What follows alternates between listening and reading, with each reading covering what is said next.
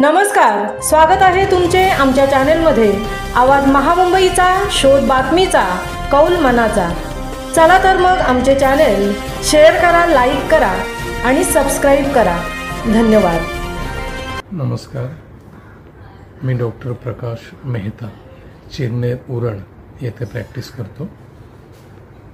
आवाज महामुंबईचा वैद्यकीय सल्ला या उपक्रमात मी तुम्हाला व्हायरल इन्फेक्शन संबंधी माहिती देऊ इच्छितो।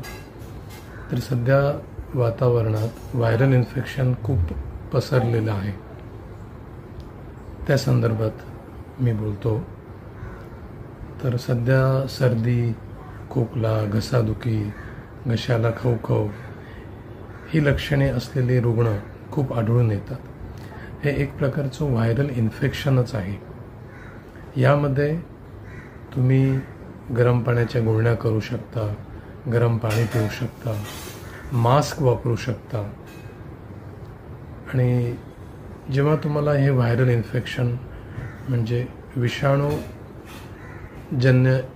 हा जो आजार एक आहे, यामध्ये जेव्हा तुम्ही डॉक्टरांकडे जाता तेव्हा अँटीबायोटिक्सची मागणी स्वतःहून करू नका। डॉक्टरांना जर गरज लागलीच तर डॉक्टर तुम्हाला स्वतःहून अँटीबायोटिक्स देतील। मी बरेच वेळा असं बघतो, पेशंट्स जेव्हा जातात डॉक्टरांकडे तेव्हा ते सांगतात की आम्हाला अँटीबायोटिक्स द्या।